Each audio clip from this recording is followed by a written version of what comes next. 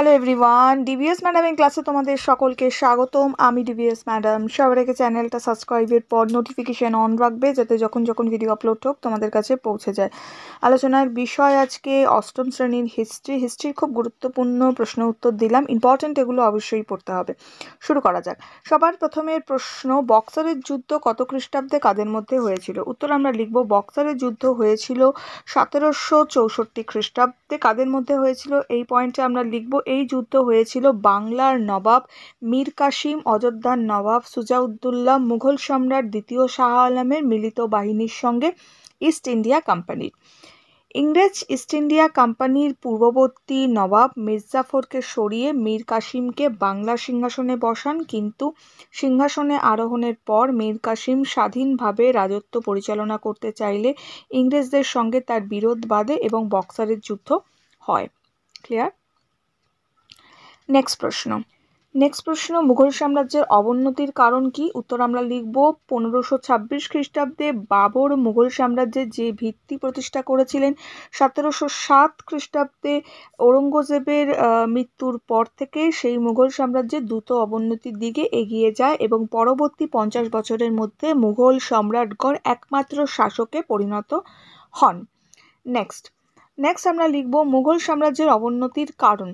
মুঘল সাম্রাজ্যের অবনতির কারণগুলি হলো, পয়েন্ট করে লিখব, ঔরঙ্গজেবের পরবর্তী সম্রাটদের অযোগ্যতা। এই পয়েন্টে লিখব, সম্রাটদের দক্ষতার উপর মুঘল সাম্রাজ্যের সাফল্য নির্ভরশীল ছিল। সম্রাট জাহাঙ্গীর ও শাহজাহানের সময় থেকে মুঘল শাসন কাঠামোর মধ্যে সমস্যা দেখা দিয়েছিল। ঔরঙ্গজেবের শেষ দিকে তা আরও স্পষ্ট হয়, মানে ঔরঙ্গজেবের শেষ দিকে আর কি।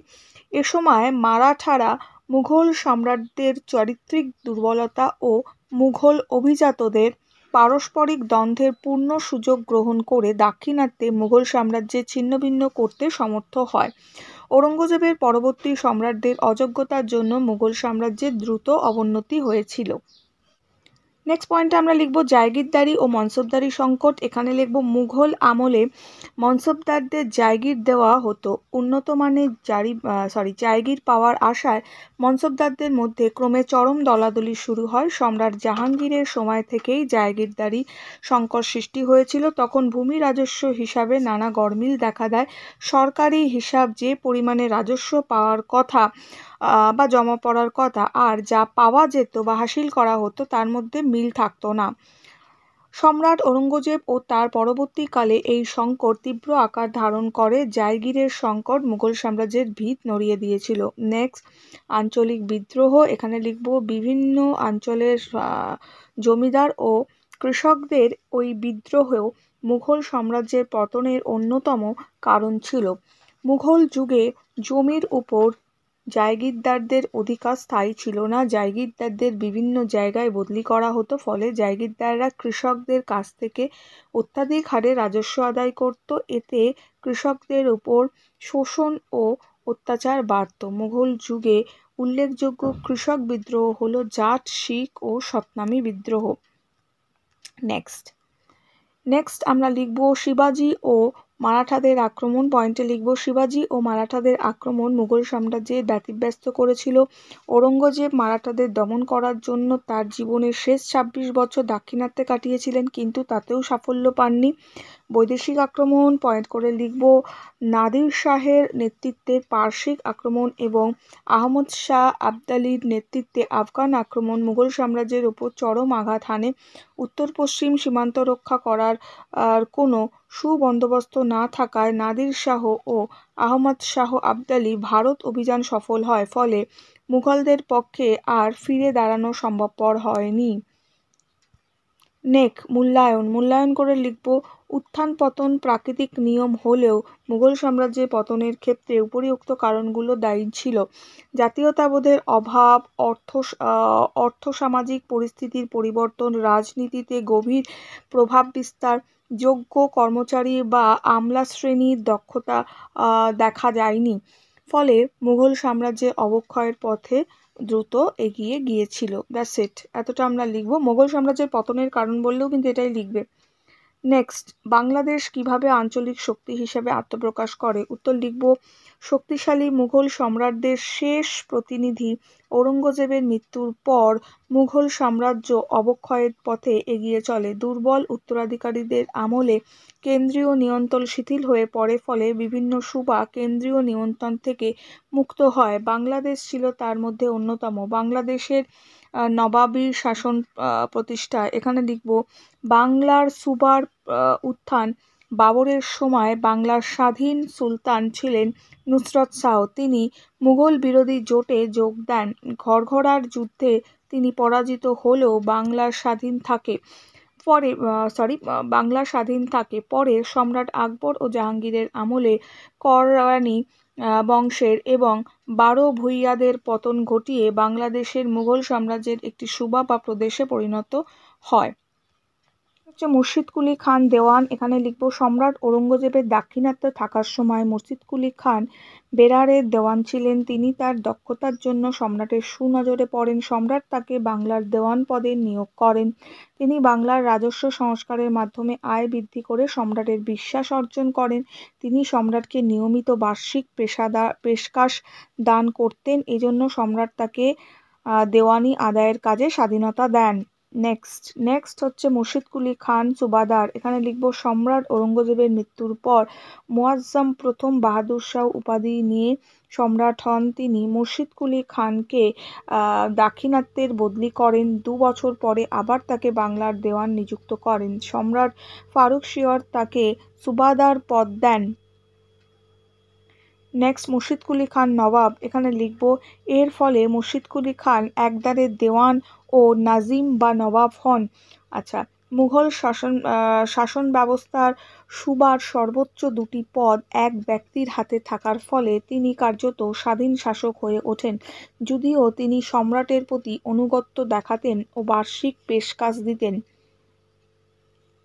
এই সব মুঘল রাজশক্তির সঙ্গে পুরোপুরি বিচ্ছিন্ন না হয়েও বাংলাদেশ একটি অন্যতম উল্লেখযোগ্য আঞ্চলিক শক্তি হিসাবে আত্মপ্রকাশ করেছিল। তাহলে কি হলো, এইভাবে মুঘল রাজশক্তির সঙ্গে পুরোপুরি বিচ্ছিন্ন না হয়েও বাংলাদেশ একটি অন্যতম উল্লেখযোগ্য আঞ্চলিক শক্তিতে আত্মপ্রকাশ করেছিল।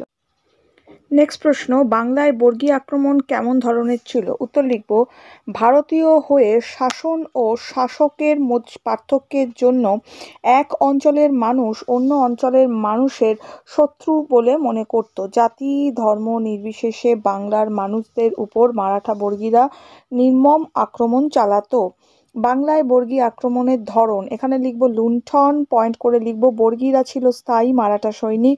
মারাঠা সর্দার তাদের বেতন দিতে পারত না, এজন্য প্রতি বছর বাংলার অভিযান করে লুণ্ঠন চালাতো বর্গীরা। টাকা সোনা রূপা যা পেত জোর করে আদায় করত। নেক্সট, হত্যা লিখব, বর্গীরা বাড়ি ঘর সমগ্র গ্রাম আগুনে পুড়িয়ে দিত, নারী পুরুষদের নির্বিচারে অত্যাচার করত।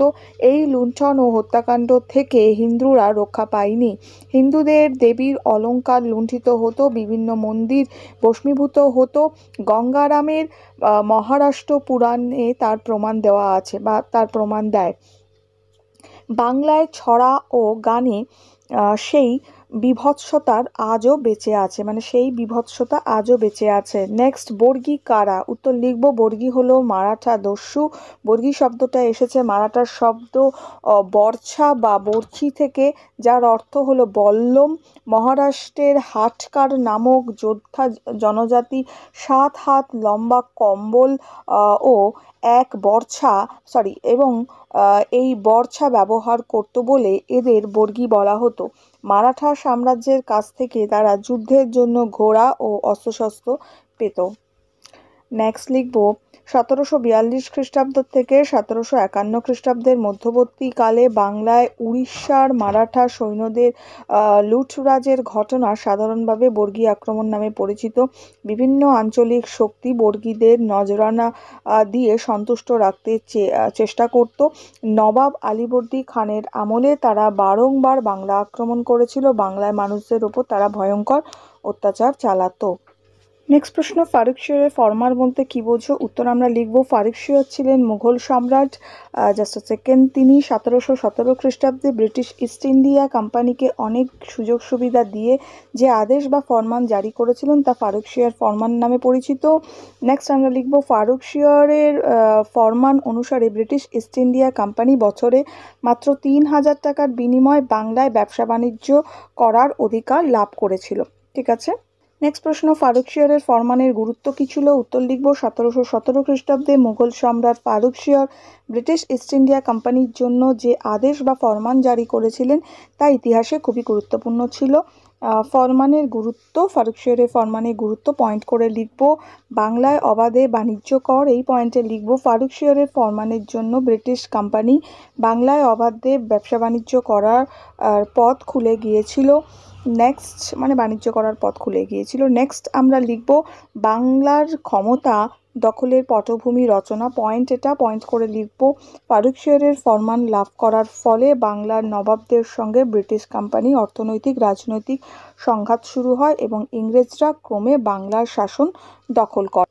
নেক্সট আমরা লিখব ফারুকশিয়রের ফরমানের কি কি বৈশিষ্ট্য ছিল? উত্তর লিখব 1717 খ্রিস্টাব্দে মুঘল সম্রাট ফারুকশিয়রের ইংরেজ ইস্ট ইন্ডিয়া কোম্পানির অনুকূলে এক ফরমান জারি করেন। ফরমানের বৈশিষ্ট্য, ফারুকশিয়রের ফরমানের কিছু বৈশিষ্ট্য ছিল। এই ফরমান অনুসারে ব্রিটিশ ইস্ট ইন্ডিয়া কোম্পানিকে বছরে মাত্র 3000 টাকার বিনিময়ে বাংলায় বিনা শুল্কে বাণিজ্যের অধিকার প্রদান করা হয়।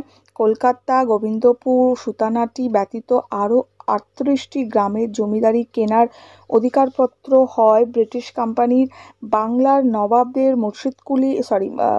নবাবের মুর্শিদাবাদের টাকশাল প্রয়োজন মতো কোম্পানি ব্যবহার করার অধিকার পায়। নেক্সট, ব্রিটিশ ইস্ট ইন্ডিয়া কোম্পানির পণ্য কিছু চুরি করলে বাংলার নবাব তাকে শাস্তি দেবেন এবং তার জন্য কোম্পানিকে ক্ষতিপূরণ দেওয়া হবে একথা বলা হয়। অর্থাৎ ব্রিটিশ ইস্ট ইন্ডিয়া কোম্পানির পণ্য কেউ চুরি করলে আর কি বাংলার নবাব তাকে শাস্তি দেবে এবং তার জন্য কোম্পানিকে ক্ষতিপূরণ দেওয়া হবে একথাও বলা হয়। নেক্সট হচ্ছে ফরমান লাভের ফলে ব্রিটিশ ইস্ট ইন্ডিয়া কোম্পানি ভারতে ইউরোপের অন্যান্য বাণিজ্যিক কোম্পানির তুলনায় অধিকতর ক্ষমতাশালী হয়ে ওঠে এবং ভারতে রাজনৈতিক অধিকার প্রতিষ্ঠার ক্ষেত্রে অন্যদের তুলনায় এগিয়ে যায়। এই প্রশ্নগুলো দিলাম, এগুলো ভালো করে পড়ো। দেখা হচ্ছে তোমাদের সঙ্গে এরপরে নেক্সট ভিডিওতে। আজকের জন্য এটুকু। বন্ধুদের সঙ্গে শেয়ার করো, লাইক করো। খুব ভালো থাকো।